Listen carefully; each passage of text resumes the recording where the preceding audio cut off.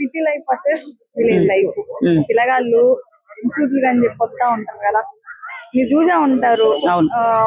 వాళ్ళ way of living కానీ లేకపోతే ఏదైనా సరే చదువు అనే పేరుతో ఇక్కడ చేసే పనులు అవి చూస్తుంటారు కదా, చూసినప్పుడు ఏమనిపిస్తా ఉంటది?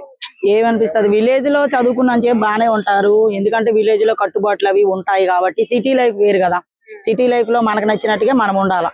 విలేజ్ లైఫ్ అనుకు అలా కాదు, విలేజ్ లో మన చుట్టాలు బంధువులు అందరూ ఉంటారు కాబట్టి వాళ్ళకి నచ్చినట్టు మనం ఉండాలా. అది డ్రెస్సింగ్ అయినా ఏదైనా. అది అఫ్కోర్స్ నేను కూడా అందులో ఉన్నా, ఎందుకంటే మన ఇంటి దగ్గర వేరేగా ఉంటాం, ఇక్కడ జాబ్ పర్పస్ కావచ్చు, ఫ్యాషన్ పర్పస్ కావచ్చు, ఏదైనా సరే మనకు నచ్చినట్టు మనం బ్రతకాలి. సో ఇక్కడ ఏం చేస్తున్నాం అనేది అక్కడ ఇంటికాడ ఉన్న వాళ్ళకి తెలియదు. తెలిస్తే చాలా బాధపడతారు. నేను ఒక ఆడపిల్లని అయ్యి ఉండి ఇలా చెప్తున్నాను అని కామెంట్లు వేసుకుంటా నేనేం ఫీల్ గాను. కాకపోతే ఏంటంటే అబ్బాయిలైనా అమ్మాయిలైనా అందరూ చెడ్డ వాళ్ళు ఉన్నారు, అందరూ మంచి వాళ్ళు ఉన్నారు. అలాగని కొంతమంది అలాగా ఎందుకు చెప్తున్నానంటే, కొంతమంది మాత్రమే లవ్వుకి ప్రిఫరెన్స్ ఇచ్చే వాళ్ళు ఉన్నారు. నిజంగా అమ్మాయి ఇష్టపడి నిజంగా ప్రేమగా ఉండింది అనుకో అబ్బాయి మోసం చేస్తాడు, అబ్బాయి నిజంగా ప్రేమించి మంచిగా ఉన్నాడు అనుకో అమ్మాయి మోసం చేస్తాడు. సో రియాలిటీ లేదు, రియల్ లవ్ లేదు, ఏమీ లేదు. సో ఎవరైనా కానీ కొద్ది రోజులు మాత్రమే యూజ్ చేసుకుంటారు, వాడుకుంటారు, వదిలేస్తారు. అది అర్థం చేసుకోవాలి. ఇంట్లో ఉన్న వాళ్ళకి అర్థం కాదు, ఓకేనా? తెలియక ఏం చేస్తారంటే, ఓకే మా పిల్లలు చదువుకుంటున్నారు, హాస్టల్లో ఉన్నారు, లేదా జాబులు చేస్తున్నారు. అది విదేశాలకు వెళ్ళిన వాళ్ళు కావచ్చు, ఇక్కడ హైదరాబాద్ లో ఉండే వాళ్ళు కావచ్చు, ఎక్కడైనా కానీ అది.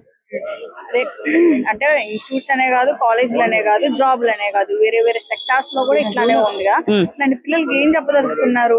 మోసపోయే పిల్లలు. నేను అదే చెప్తున్నా, మోసపోయే పిల్లలు అబ్బాయిలావని, అమ్మాయిలావని, ఆంటీలావని, అంకుల్స్ అవని నేను ఒకటే చెప్తున్నా, రియల్ గా లవ్ అయితే లేదండి, ట్రూ లవ్ లేదు. ఎవరైనా కానీ యూజ్ అంటారు అంతే, కొద్ది రోజుల అట్రాక్షన్ మాత్రమే. ఎందుకంటే అది అమ్మాయి అబ్బాయి అనేది పక్కన పెడితే, ఒక రోజు నీతో మాట్లాడామనుకో రెండో రోజు వేరే వాళ్ళతో మాట్లాడతారు, లేదంటే నీతో ఉండగానే పక్క వాళ్ళని చూస్తారు. ఇద్దరు ఉన్నారు అలా, ఇద్దరు అమ్మాయిలు అబ్బాయిలు ఇద్దరు అలాగే ఉన్నారు కాబట్టి లవ్లు అనేవి లేవు. నేనైతే అదే చెప్తా, లవ్లు అనేటివి లేవు. ఎవరిని నమ్మకండి.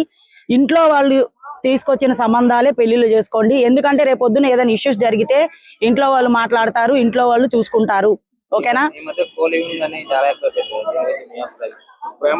అదే చెప్పేది, నేను ఏమంటున్నాను, బూతులు ఆడకూడదు కాబట్టి ఆడతలేను, లేకపోతే మనకు బూతులే వస్తాయి ఫస్ట్.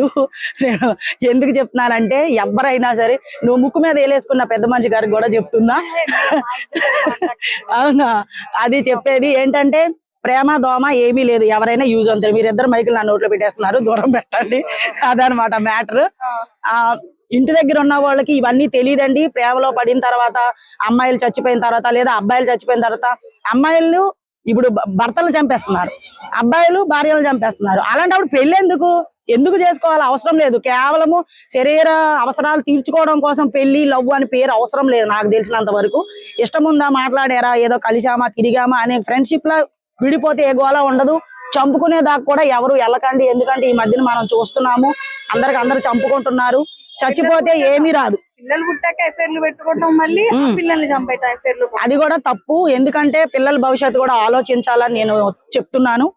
ఎవరైనా సరే, కడుపుతో ఉన్న మొన్న వైష్ణవుని కూడా చంపేశారు, అలాగే భర్తలు చంపేస్తున్నారు, భార్యల్ని చంపేస్తున్నారు. చచ్చిపోయేదాకా ఎందుకు ఆ బాధ? మీకు నచ్చితే కలిసి బ్రతకండి, నచ్చపోతే కోర్టు ఎలాగా ఉంది, విడాకులు ఇచ్చుకోండి, లేదా పెద్ద మనుషులు నలుగురిని పెట్టి కూర్చోబెట్టి విడిపోండి. ఏ గోళ ఉండదు, ఎవరి లైఫ్ ఆడది, బతుకుతారు కదా. ఇప్పుడు అందరూ ఎవరి మట్టుకు వాళ్ళు పని చేసుకునే బతుకుతున్నాము. ఎవరికెవరు అమ్మ నాకు మొగుడే పెంచాలి, లేకపోతే నాకు పెళ్ళమే పెంచాలి అని లేదు. మొగుడు పని చేస్తాడు, పెళ్ళం పని చేస్తుంది కాబట్టి ఎవరి లైఫ్ ఆడది. అది కొత్త రూల్ ఏంటంటే, ప్రేమించి పెళ్లి చేసుకుంటే పెద్ద తీసి వచ్చింది కదా, ఏంటిది, ప్రేమిస్తే ఖచ్చితంగా పెళ్లి చేసుకోవాలి, లేకపోతే జైలే అని చెప్పి. అవన్నీ పట్టియండి, జైలేంది. చంపేసిన వాళ్ళకే ఏం పీకలేకపోతున్నారు. ప్రేమించి పెళ్లి చేసుకోండి, లేకపోతే మేము చంపేస్తాం, అవన్నీ వేస్ట్, ఫేక్ న్యూస్లు అవన్నీ, ఓకేనా? పెళ్లి చేసుకున్నారు, కలిసి ఉన్నారు అనేది ఇప్పుడు లేదు. ఒకప్పుడు మన తాతలు మన అమ్మమ్మలు ఇప్పుడు వరకు కూడా కలిసి ఉన్నారు అంటే ఈ డ్రామాలన్నీ వాళ్ళకి తెలియదు. అప్పట్లో కూడా ఈ కథలు ఉన్నాయి. వాళ్ళు ఆటగాళ్లే కాదని చెప్పను, కానీ ఎక్కడి వరకు ఉండాలో అక్కడి వరకే వాళ్ళు ఉన్నారు. ఇంట్లో దాకా తేవడం, పెళ్ళాలు చంపాడు, పెళ్ళాలు కొట్టడం, వేరే ఆడదాని కోసం ఇల్లు చేయలేదు, వేరే లవర్ కోసం మొగుళ్ళు చంపేసి డ్రమ్ముల్లో వాళ్ళు వేయలేదు. అది